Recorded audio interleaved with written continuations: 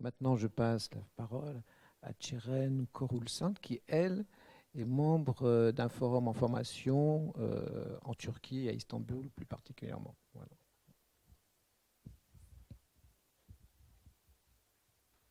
Bonjour. Mon titre est La parole est un don du langage. Qu'elle se veuille agent de guérison, de formation ou de sondage, la psychanalyse n'a qu'un médium, la parole du patient.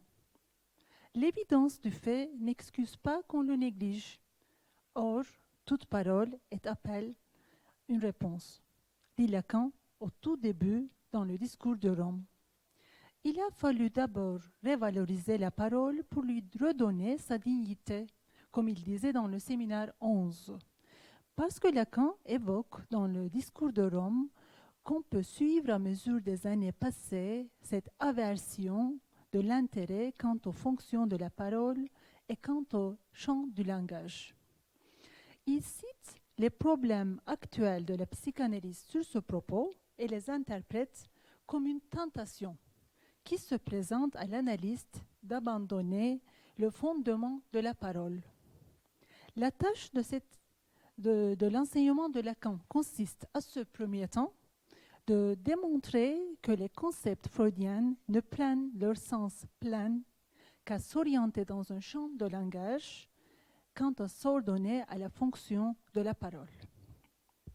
Toute parole est un appel qui attend une réponse, même si elle ne rencontre que le silence, pourvu qu'elle ait un auditeur et que c'est là le cœur de la fonction dans l'analyse.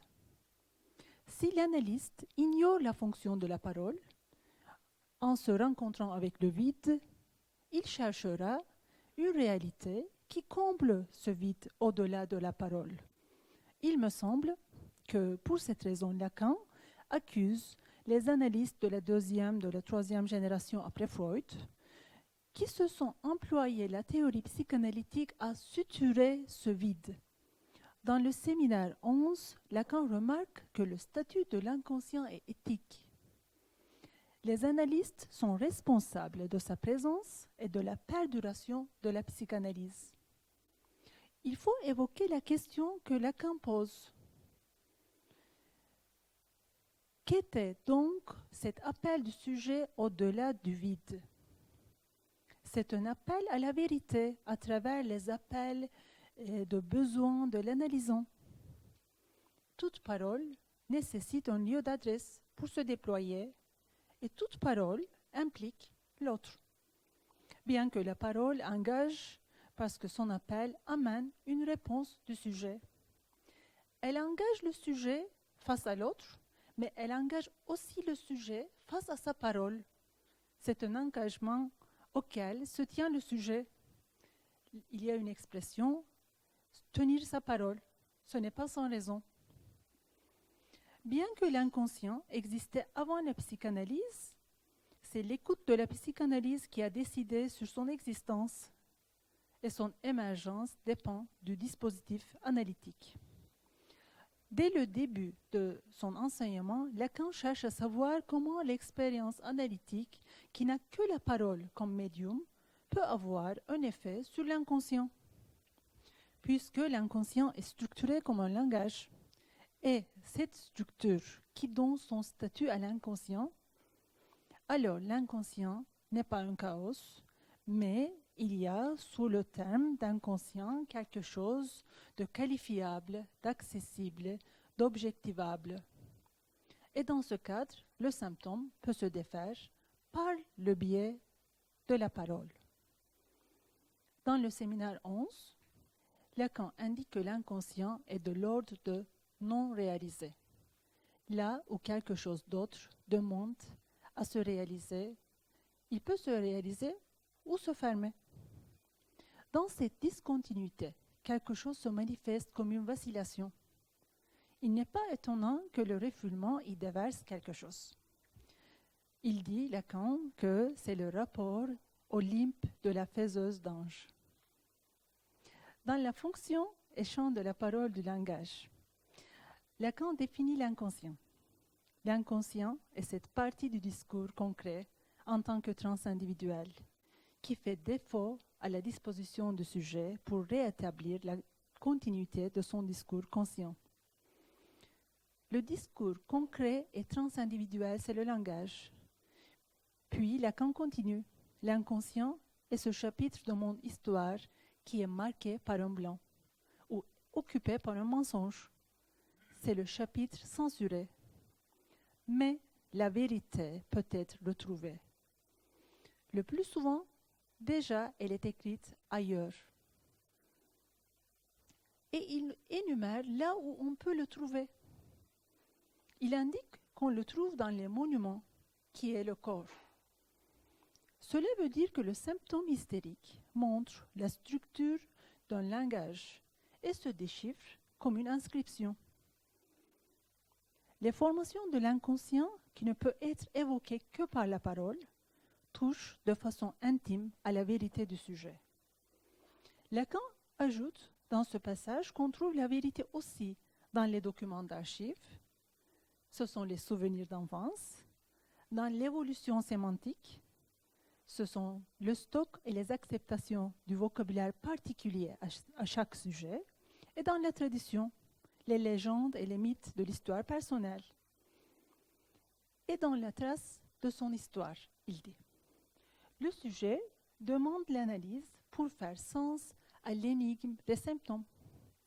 L'entrée dans le dispositif analytique se produit quand la souffrance subjective s'adresse vers un savoir qui lui donnera du sens. Et ce travail commence par deux suppositions qui soutiendront le dispositif. La supposition de l'inconscient chez l'analyste et la supposition de savoir chez l'analysant. L'analysant, au fur et à mesure, remarque quelque chose qu'il n'a pas aperçu avant et perçoit qu'il dit plus et quelque chose de différent de ce qu'il voulait dire. Dans le discours de Rome, Lacan définit l'interprétation comme une ponctuation heureuse qui donne son sens au discours du sujet.